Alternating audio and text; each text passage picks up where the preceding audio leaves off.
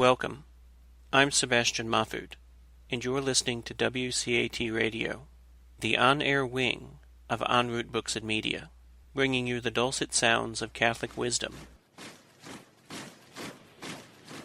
Here we are, my dear listeners. Welcome to the episode number 11 of our program, Discovering Sacred Christian Art. As you remember, in the past episode, the episode number 10, that was the first episode of this new year, 2019, we analyzed the history of the sarcophagi, artworks produced during the Constantinian era. Today, I would like to share with you a true treasure, a particular artwork. It is a sarcophagus. It is a particular sarcophagus, the famous Sarcophagus of Silico. It is located in the famous Basilica of Sant'Ambrogio in Milan in North Italy.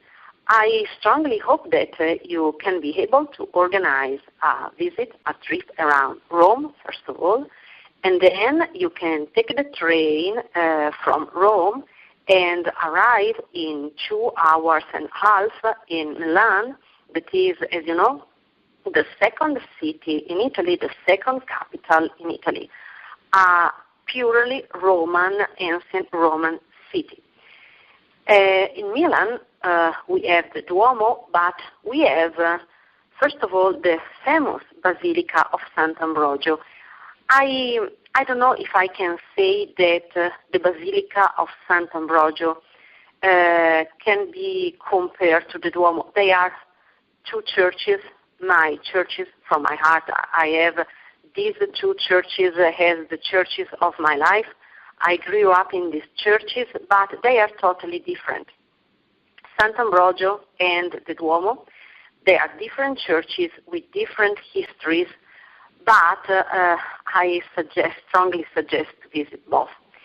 Today we will speak about this sarcophagus that is inside the Basilica of Sant'Ambrogio, the basilica dedicated to Sant'Ambrogio, the founder of the church in Milan. The so-called Sarcophagus of Silico, or Silico's sarcophagus, is an ancient Roman Paleo-Christian sarcophagus dating from around 385. 385 means 4th century after Christ, Anno Domini. This sarcophagus is sculpted for a high-rank military authority that was Silico, and his wife. She was Serena. It is preserved beneath the pulpit of Sant'Ambrogio Basilica in Milan, in the same spot where it was originally placed, which makes it as the only part of the Paleo-Christian original basilica still in place. But we will discover this effect going on in our other episodes. For what concerns a brief introduction about the Paleo-Christian sarcophagi, but something that can connect us to the past episode number 10. Let me repeat you, my dear listeners, that early Christian sarcophagi are those ancient Roman sarcophagi carrying inscriptions or carving relating them to the early Christianity. Remember, early Christian art is the late Roman art, as I repeat you also in the first episode of this marvelous radio program.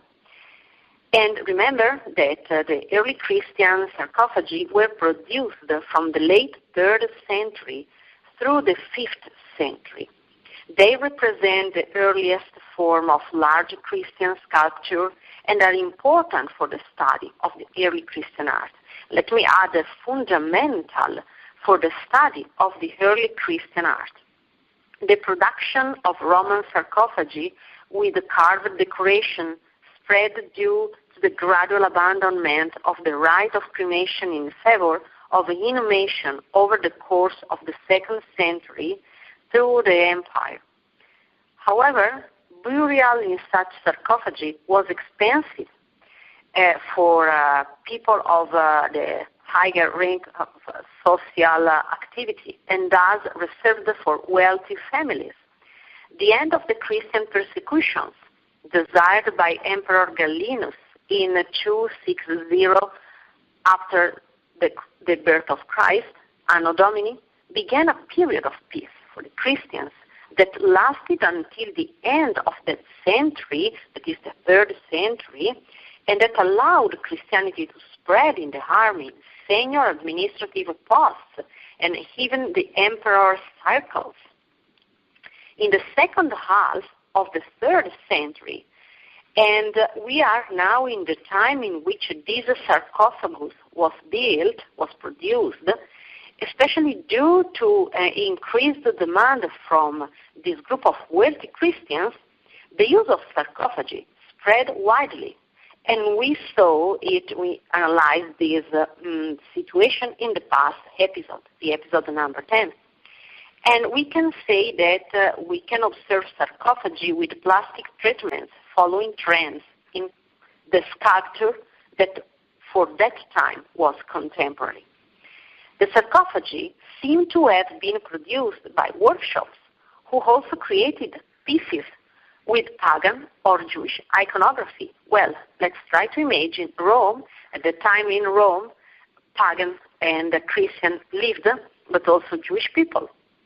The techniques are the same, but the Christian sarcophagi developed a rather different style of layout with framed scenes later arranged on 2 tiles.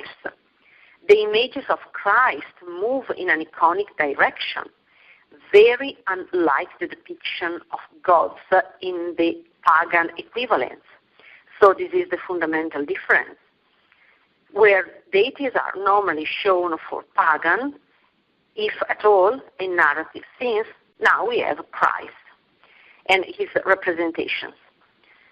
For what concerns in specific, the iconography of these sarcophagi, we can say that a wide variety of subjects are shown on sarcophagi, with the most elaborate containing small cycles of narrative scenes from the Gospels and simpler one symbols, such as the key row, the typical symbol for the cross, for Jesus. Other motifs depicted included the hetoimasia. The hetoimasia is a representation of the empty throne with the book as a preparation for the last judgment. And then we have also the so-called, let me call it in Latin as it is expressed, the traditio legis, or the giving of the law, with a scroll of the new covenant given to St. Peter, with the St. Paul represented on the other side of Christ, and Christ in majesty, the so-called Majestas Domini, the majesty of the Lord. Representations these of the majesty of the Lord, ranging from visions of prophets to Christ on a throne between the apostles with his feet on a footstool. And let me list for you 8 famous, notable examples of sarcophagi that are the first that we analyzed in the episode 10, the sarcophagi of Helena and Constantina. The second, the sarcophagus of Santa Maria Antiqua. The third, and we will analyze each day, the sarcophagus of Silico. The 4 that we analyze in the episode number 10, dogmatic sarcophagus. The 5th, the sarcophagus of the Good Shepherd. The 6th, the sarcophagus with the miracles of Christ. The 7th, the sarcophagus of Junius Bassus that we analyzed in the episode number 10. And 8, the sarcophagus of the Passion. Now, let me concentrate for you on the analysis of the sarcophagus of Stilico in Milan. Please, if you are in front of a computer, or if you have in your hand your smartphone or your tablet, please go to the section of VUCAT Radio devoted to to the program Discovering Sacred Christian Art, you can see listed under the label Thursdays, and go to the section devoted to the images. After the list of the episode, our Dr. Sebastian Mahfoud included a link, and then if you click, you can see uploaded all the images related to our 11th episode. And please follow this analysis with these images in front of you. The Sarcophagus of Silico is a marble early Christian sarcophagus used since before the 10th century as the base for the pulpit of the Church of Sant'Ambrogio in Milan, Italy. So if you want to search where the Church of Sant'Ambrogio is located, please go to Google Maps, Sant'Ambrogio in Milan. It's in the ancient Roman center of the city. Well, it appears to have been made, this sarcophagus, some decades prior to the death of Silico, and thus likely not properly associated with this Roman general. But let's speak about Silico. Flavius Silico, who lived between 359, so 4th century, and between 408, so he died at the beginning of the 5th century, was a high-ranking general, so-called in Latin Magister Militum, in the Roman army, who became, for a time, the most powerful man in the Western Roman Empire. He was a half Vandal, and then he married the niece of the Emperor Theodosius I. His regency for the underage Honorius, the next emperor, marked the high point of his career and of Germanic advancement in the service of Rome. After many years of victories against a number of enemies, both barbarian and Roman, and after a series of political and military disasters, finally allowed his enemies in the cause of Honorius to remove him from the power, culminating in his arrest, unfortunately, and subsequent execution in 408. So he died. But Stilicho was known for his military successes and sense of duty. Stilicho was, in the words of the famous historian Edward Gibbon, the last of the Roman generals. The sarcophagus was carved from marble from Caris near a city in north of Italy, but appears to date stylistically from 390, so at the end of the 4th century, and the reign of Theodosius the Great. The panels depict both New Testament and Old Testament scenes, including Christ giving law to St. Peter, Christ among the apostles, the sacrifice of Isaac. As soon as you enter the marvelous Basilica of Sant'Ambrogio, you can see that the so-called Sarcophagus of Silico today is incorporated into an ambo. This ambo was built in the Middle Ages. It was most probably carved in the second half of the 4th century. It looks like a massive stone box large enough to hold the remains of several people, and looks like the result of assembling two heterogeneous pieces, the lid and the box. But why this? Because the vault of the Church of Sant'Ambrogio fell in 1196. We were in the Middle Ages in the 12th century, and so the work we can see today was composed 5 years later using the best recoverable fragments. It is generally attributed to two different carves of the Milan area. The carvers, workers of this marble. The first is attributed to the cover, while the second is attributed to the reliefs on the side of the sarcophagus. Silico may have been buried here or never been buried here. The sarcophagus began to be attributed to him only in the 18th century, so 2 centuries ago. According to others, it contained the remains of the Emperor Gratian, but we are not sure. We are still not sure. This work is undoubtedly a tangled palimpsest of sculpture, half pagan and half Christian, and of uncertain origin, difficult to decipher, and of noble characteristics, and ultimately with something strange for what concerns the appearance. So let's say, in my opinion, it is suitable to be the sarcophagus of a character, a strange character like Stilico, half Vandal and half Roman, half Vandal and half Christian. Its orientation, identical to that of the late antiquarian remains of the presbytery, indicates that it has been in its current position since the 4th century, while the ambo was built on it later, follows the orientation, of course, of the medieval building. This is a sarcophagus at the gates of the city, with a scene of the traditional ages on the front side, with a representation of the Apostolic College on the back side.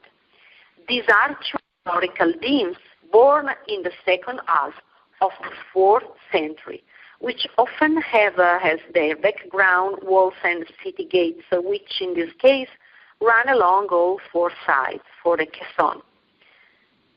The front side is the side A. The side toward the altar is the side B, the side of the lid. The long side facing the faithful people is the side C, and the left end of the right side of the body is the side D. So let me now share with you my researches about these 4 sides of this marvelous sarcophagus. The front side, the side A, is divided into 2 horizontal parts. At the center of the upper part, we see Christ standing with long hats and a bird. Christ wears a tunic and a pallium. His right hand is raised, and he holds a scroll with his left hand. On his left is Peter, who holds a cross on his left shoulder and receives the scroll with his right hand. On the right of Christ is Paul, who performs the gesture of acclamation. These 3 people, Christ and Peter and Paul, form the scene that I described some minutes ago of the traditional ages, on whose sides the other apostles are arranged, kneeling at the feet of Christ, those who were considered the 2 persons of the couple, Silico and his wife Serena, especially recognizable by the virtue of the military style clothes worn by the men. The side B. On the side towards the altar, there is the side B, the side of the lid. There is here is represented one of the first nativity known to us.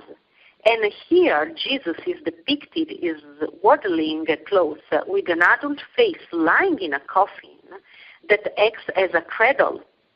This image recalls the theme of life and death together. This theme of life and death together is recurring in Christian iconography, the early Christian iconography, especially in the baptismal area. On the sides of the child there is an ox and a donkey, which, according to some, are images of the prophet Isaiah and the prophet Hosea. And they are the symbols. Others interpret the donkey as a symbol of Israel and the ox as the symbol of the Gentiles. Next to the 2 animals are represented 2 birds that eat a bunch of grapes. One fits with conviction. The other looks like more dubious. Even in this case, it seems that the first is an image of the people of Israel, more ready to believing and nourishing the faith, while the other would indicate the greater difficulties of the Gentiles in accepting the nation Christian messages. In the face of the caisson below the Nativity, the prophet Eliah, abducted by the chariot of fire, leaves the cloak to Elisha, as it is narrated in the second book of Kings. On the right of Eliah, there are Moses and Noah. Below and represented as smaller, there are Adam and Eve.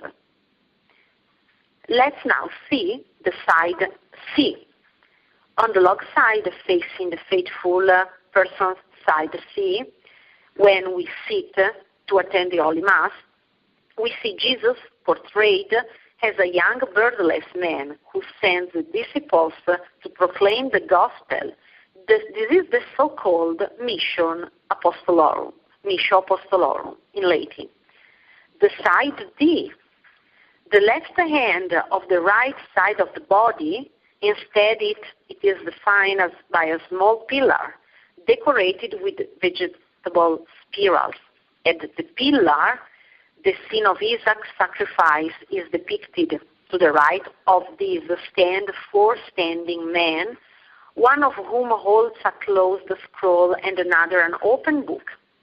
It is not clear who these characters are, who seem to proceed towards apostolic college depicted on the front of the sarcophagus.